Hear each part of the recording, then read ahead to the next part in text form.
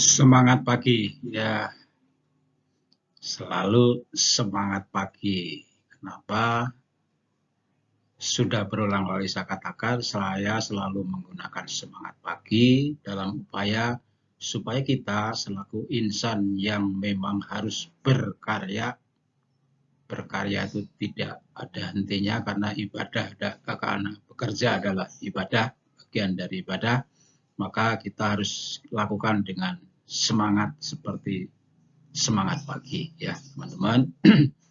Jangan bosan di pertemuan ke-9 ini melanjutkan materi-materi kita terkait dengan metode praktis menyusun penelitian kualitatif.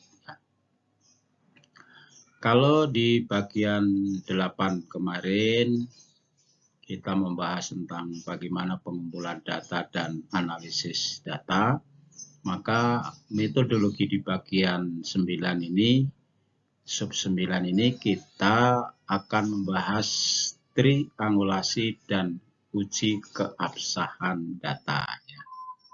Jangan lupa subscribe-nya teman-teman ya.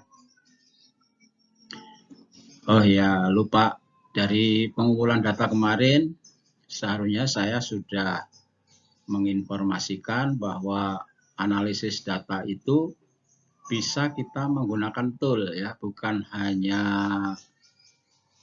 kuantitatif saja seperti SPSS misalnya. Nah, di analisis atau di analisis kualitatif ini pun sudah tersedia alat untuk menganalisis yang disebut dengan NVivo ya. Jadi teman-teman bisa melakukan analisis dengan sistem itu.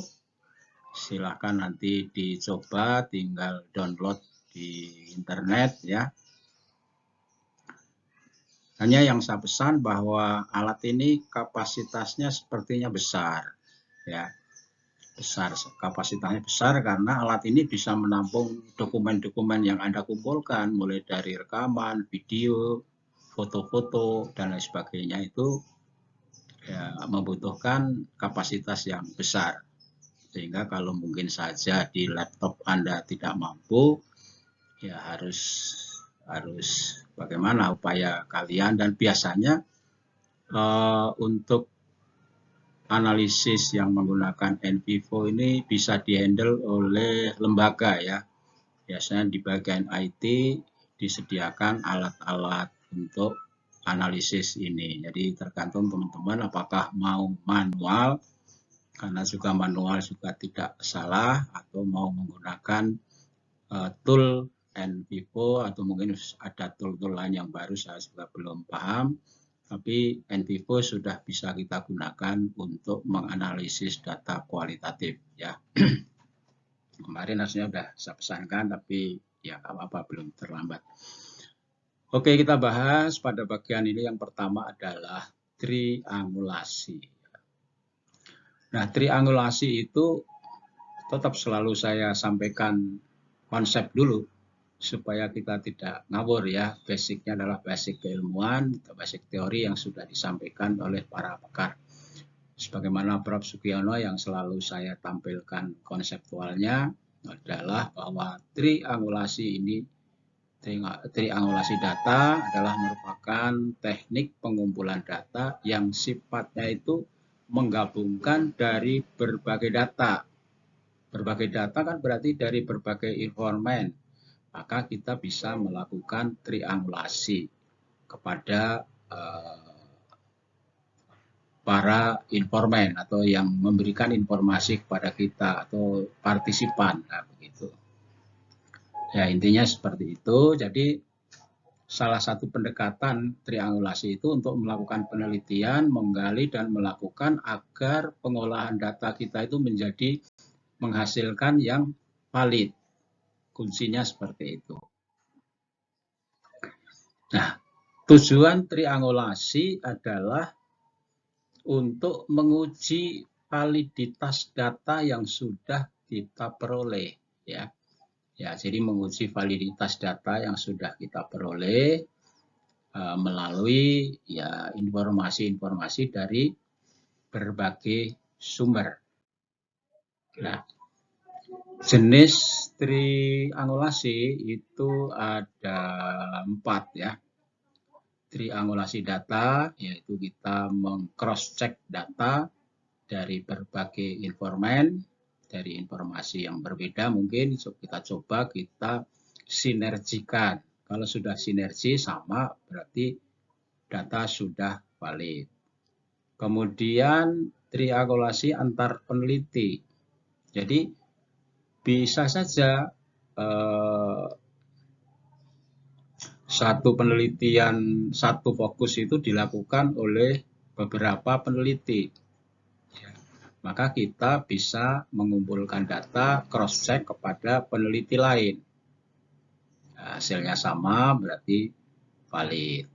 Kemudian triangulasi teori adalah kita konversikan atau kita bandingkan dengan teori-teori yang ada terkait dengan hasil penelitian kita. Kalau tidak terjadi penyimpangan, misalnya relevan, berarti sudah valid. Kemudian triangulasi metodologi adalah menggunakan metode yang berbeda, tapi hasilnya sama. Kira-kira seperti itu. Jadi bisa jadi metodologinya yang satu dengan wawancara, yang satu mungkin dengan FGD, focus group discussion ya. Hasilnya sama. Ya, berarti sudah kita anggap valid. Yaitu jenis-jenis triangulasi ada 4 biasanya ya. Terserah nanti teman-teman seperti apa untuk menguji validitas dari data yang sudah kita peroleh tadi, yang sudah kita kumpulkan. Nah, kemudian kapan melakukan triangulasi? Jadi, triangulasi itu sebenarnya bisa kita lakukan pada saat kita mengumpulkan. Jadi, tidak harus menunggu terkumpul semua. Intinya, manakala ada keraguan-raguan, kok sudah sekian informan kita tanyakan, jawabannya masih membingungkan. Nah, pada saat itu, hari itu juga, saat itu juga kita bisa melakukan triangulasi. Jadi, jangan diartikan triangulasi itu menunggu misalnya sampai selesai pengumpulan data, analisis data baru triangulasi, tidak ya. Jadi ibaratnya itu selalu melekat pada diri kita ya. Semua metodologi yang sudah saya sampaikan untuk penelitian kualitatif itu melekat pada diri kita selaku instrumen. Jadi supaya menghemat waktu maksud saya ya. Jadi tidak terlalu bolak-balik. Kalau memang ada data-data yang diragukan, silakan saja Anda melakukan triangulasi ya.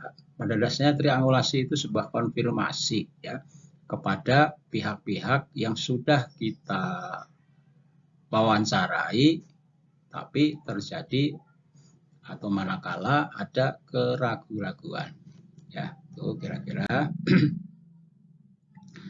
Ya, jadi triangulasi itu adalah untuk menguji kredibilitas data yang sudah kita peroleh ya. Kemudian melalui observasi bisa ya, kemudian check and recheck dengan hasil wawancara ya. Tekniknya seperti itu. Nah, contoh triangulasi dengan berbagai jenis penelitian. Penelitian kualitatif ya. Jadi triangulasinya adalah merupakan atau melakukan wawancara yang lebih mendalam dengan berbagai kelompok ya, stakeholder atau pemangku kepentingannya atau kepada informan. Kemudian riset kuantitatif. Wah, ini di kuantitatif kan rata-rata tidak ada bahasa triangulasi ya. Tapi sebenarnya dengan menjalankan eksperimen ya, pelacakan dan melibatkan 3 peneliti dalam menganalisis data, ya itu sebenarnya bagian dari triangulasi. Jadi triangulasi tidak tabu juga kita lakukan di kuantitatif dengan cara kita melakukan atau menjalankan eksperimen pelacakan dan melibatkan 3 peneliti dengan dalam menganalisis data. Ya, itu bisa kita lakukan. Kemudian ada riset mix ya, mix riset atau riset campuran. Itu melakukan survei kuantitatif diikuti dengan berbagai wawancara terstruktur kualitatif, itu namanya campuran. Ya, ini mungkin belum banyak dilakukan. Nanti setelah saya menyampaikan materi kuanti dan kuali ini, saya ingin coba juga bagaimana penelitian yang bersifat campuran ya nanti ya teman-teman ya. Nah itu kira-kira. Nah kemudian triangulasi itu bisa dilakukan dengan cara membandingkan tadi ya. Bandingkan ya, ini nggak perlu saya ulas karena pada dasarnya yang namanya triangulasi itu gabungan tadi membandingkan antara hasil A, informan A, B, C dan seterusnya itu kita bandingkan manakala ada data-data yang meragukan. Nah, kemudian FGD atau triangulasi. Jadi fokus group discussion itu adalah bagian juga dari sebenarnya triangulasi ya. Sebuah gabungan artinya berbagai unsur kita undang ya, kita lakukan diskusi bersama.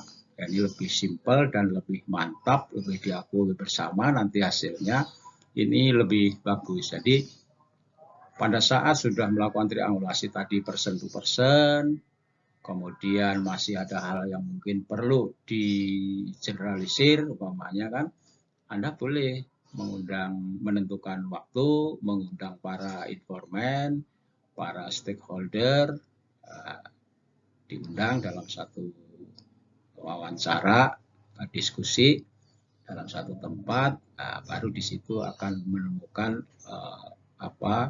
hasil yang betul-betul kredibel dan dinyatakan valid ya. Bisa kita lakukan dengan FGD. Ya, ini sudah saya sampaikan tadi bahwa FGD itu adalah biasanya bagian akhir ya. Bagian akhir yang kita lakukan setelah data-data itu terkumpul, kemudian sudah rata-rata kredibel, tapi perlu pernyataan dari semua pihak sehingga hasilnya lebih valid, bagus. Ya, nggak apa-apa dilakukan lebih bagus. Ya, ini sudah kita lakukan seperti itu. Nah, ini langkah-langkah berikutnya adalah langkah-langkah pengujian keabsahan data ya. Kalau uji credibility ya, uji validitas, namanya uji validitas internal, itu pengujian keabsahan data, itu tadi sudah bisa kita lakukan dengan diskusi triangulasi ya. Itu sudah kita lakukan, berarti kita sudah memenuhi tahap uji keabsahan data yang pertama. Nah, kemudian bisa juga kita melakukan uji validitas eksternal ya. Jadi bisa menggunakan konteks-konteks yang berbeda ya untuk diterapkannya ke populasi, itu bisa kita lakukan ke eksternal. Kemudian yang ketiga, reliabilitasnya juga perlu kita uji ya, untuk menemukan bahwa hasilnya itu sama dengan berbagai unsur tadi kita lakukan. Kalau kita lakukan, misalnya dilakukan oleh penelitian orang lain, ternyata hasilnya sama, berarti itu sudah uji reliabilitas. Yang terakhir, uji keabsahan data itu bisa kita melakukan konfirmasi ya, objektivitas. Setelah kita kumpulkan semua, perlu kita melakukan konfirmasi lebih kepada orang banyak terkait dengan proses penelitian dan lain sebagainya. Hasilnya bisa digeneralisir, hasilnya sama ya. Berarti ini sudah uji keabsahan data, tahap-tahapnya sudah kita lakukan semua, hasilnya kita sudah mantap dan itu jenuh ya, sudah bagus ya, kira-kira seperti itulah. Setelah kita melakukan triangulasi dan keabsahan data, maka kita buat suatu hasil akhir dari dua kegiatan triangulasi maupun keabsahan data.